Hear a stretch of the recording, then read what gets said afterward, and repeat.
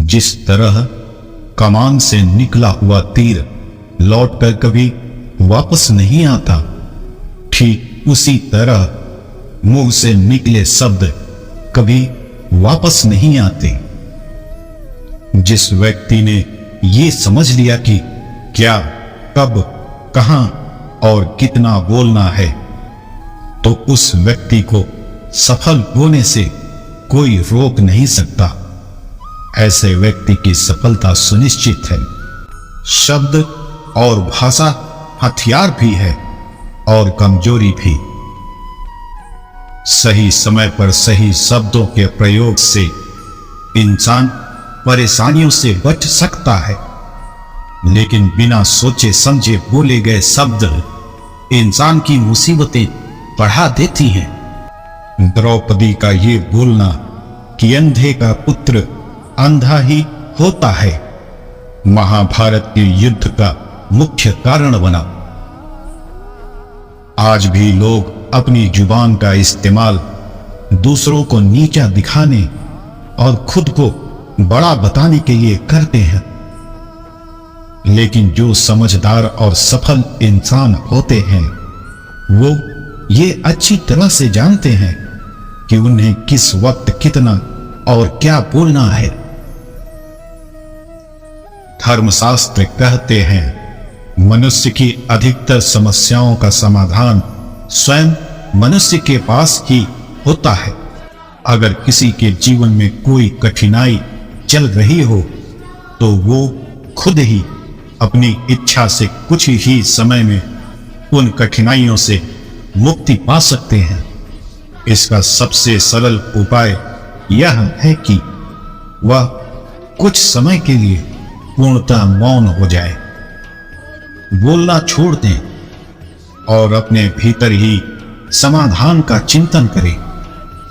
कुछ दिन ऐसा करने से शीघ्र सकारात्मक परिणाम मिलने लगते हैं।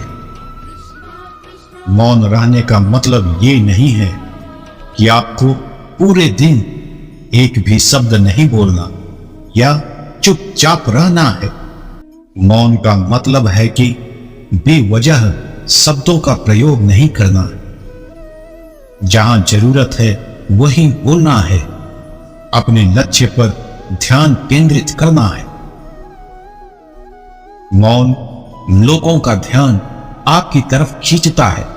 जब आप खुद को अपने काम में व्यस्त रखते हैं, दूसरों के मामले में दखल नहीं देते, जब जरूरत हो तभी बोलते हैं, तो लोगों का ध्यान आपके ऊपर जाता है। कम बोलने और जरूरत के अनुसार बोलने से लोग आपकी बातों को ज्यादा महत्व देते हैं।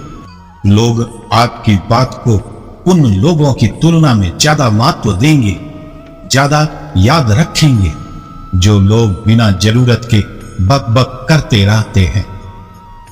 मौन यानी चुप्पी का महत्व आप इस उदाहरण से समझ सकते हैं कि जब क्लासरूम में टीचर किसी विषय पर बात करते हैं तो जरूरी नहीं है कि सभी बच्चे उनकी बात को ध्यान से सुनते हों, लेकिन जब अचानक टीचर या स्पीकर बोलना बंद कर देता है तो सभी आश्चर्य में पड़ जाते हैं। क्या हो गया? कम्युनिकेशन बंद क्यों हो गया?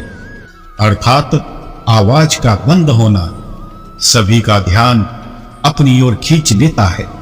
ठीक यही फार्मूला हमारे दैनिक जीवन में भी लागू होता है। मौन रहना बातचीत में भी मदद करता है। शांत रहना मोल भाव करते वक्त आपकी बहुत ज्यादा मदद करता है। बातचीत के दौरान जब आप अचानक चुप हो जाते हैं और सामने वाले इंसान को जवाब नहीं देते, तो ये खामोशी उस दूसरे इंसान को ये सोचने पर मजबूर कर देती है कि आखिर आप क्या सोच रहे हैं। तो फिर इसी चीज का आपको फायदा उठाना है। सामने वाले को ये सोचने दें कि आप क्या सोच रहे हैं। किसी को तुरंत जवाब मत दो, कुछ पल मौन रहो। आपकी ये चुप्पी सामने वाले इंसान को परेशान करेगी और सामने वाला इंसान कुछ ना कुछ बोलकर आपकी इस खामोशी को भरना चाहेगा। उनको सारी बातें बोलने दें, जिससे आपको बातचीत आगे बढ़ाने में मदद मिलेगी और आपका पक्ष बातचीत के दौरान ज्यादा भारी रहेगा। मौन आपको विश्वास बढ़ाने में मदद करता है। किसी भी रिश्ते को मजबूत बनाने के लिए एक दूसरे पर विश्वास होना बहुत जरूरी है और विश्वास तभी बढ़ता है जब आप सामने वाले इंसान की बातों को ध्यान से सुनते हैं, अर्थात बातचीत के दौरान बोले कम और सुने ज्यादा। जब भी कोई व्यक्ति धैर्यपूर्वक हमारी बातें सुनता है तो ना सिर्फ हमारे दिल में उसके लिए सम्मान बढ़ता है, बल्कि उस व्यक्ति पर हमारा विश्वास भी बढ़ने लगता है। मौन वो शक्ति है जो लोगों के दिलों में आपका सम्मान और आपके प्रति विश्वास बढ़ाता है। मौन आपकी जिज्ञासा को शांत करता है। आपने ऐसे कई सारे लोगों को देखा होगा जो कोई प्रश्न पूछने के बाद रुकते ही नहीं, अपनी बात चालू रखते हैं या फिर दूसरों को बोलने का मौका ही नहीं देते। अगर आप ऐसा करते हैं तो आपको दूसरे इंसान के पक्ष को जानने का मौका नहीं मिलेगा। लोग आपके प्रश्नों का जवाब ही नहीं देंगे। इसलिए कोई भी प्रश्न पूछने के बाद आप चुप हो जाएं। अपना वक्तव्य देने से अच्छा है कि आप लोगों का ओपिनियन सुने। पूछे गए प्रश्नों पर आप उत्तर जानने की कोशिश करें।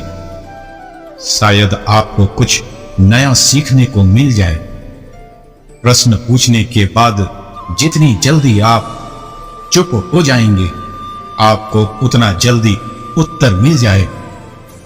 मौन एक नम्र शक्ति है, अर्थात यह एक ऐसी शक्ति है जिसकी मदद से आप सामने वाले को बिना लड़े हरा सकते हैं। कई बार लड़ने और झगड़ने से समस्या का हल नहीं निकलता, बल्कि चुप रहने और शांत हो जाने से समस्या का समाधान मिल जाता है। हर विचार एक रचनात्मक शक्ति होती है। इसका मतलब अगर जीवन में कोई बदलाव चाहिए तो स्वयं में किया हुआ बदलाव भी महत्वपूर्ण होता है। केवल कुछ समय के मौन धारण करने से ही हमारे मन की आवृत्ति में बदलाव दिखाई देता है।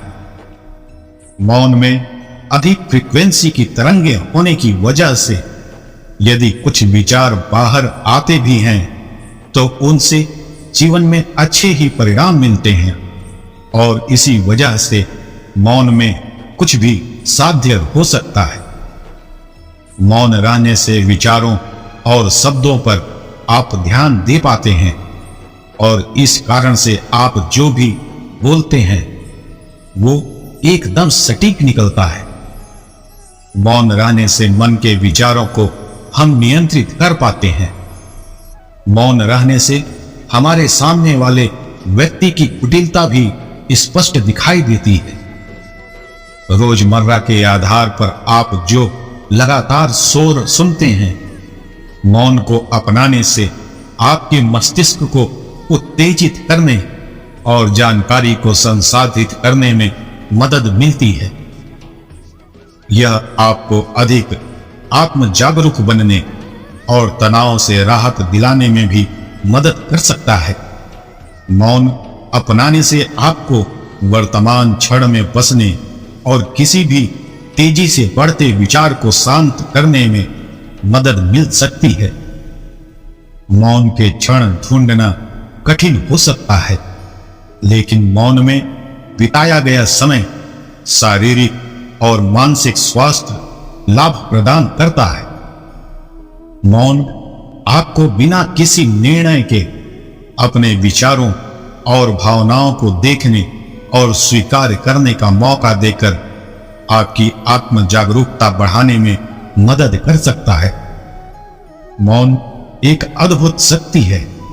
मौन सारे विपदाओं का निवारण है।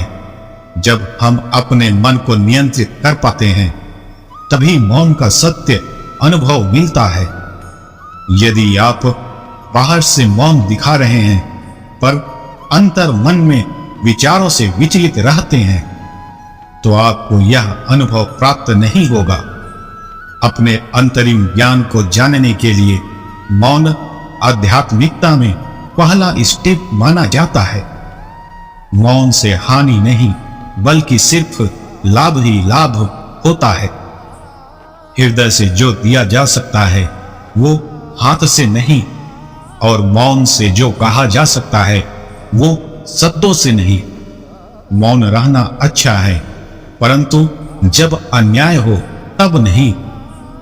आपका मौन रहना उस व्यक्ति के लिए आपका सबसे अच्छा उत्तर है, जो आपके शब्दों को महत्व नहीं देता।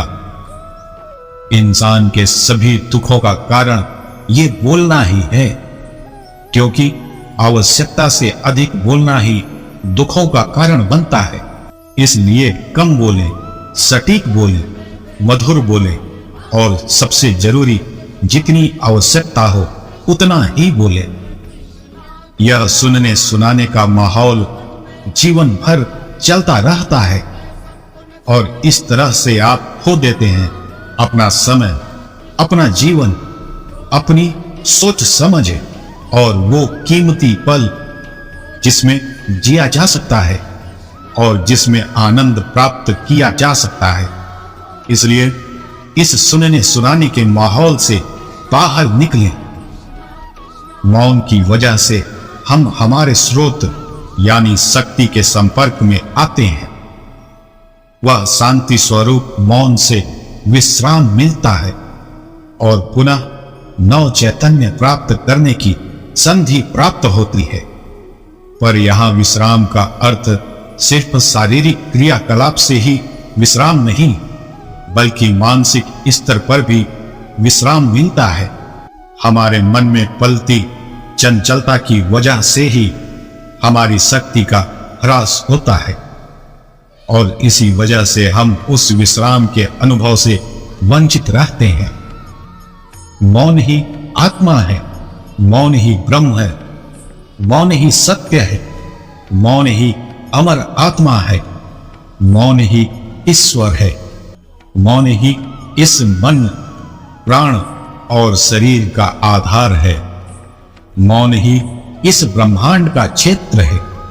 मौन ही एक जीवित शक्ति है। मौन ही वास्तविकता है।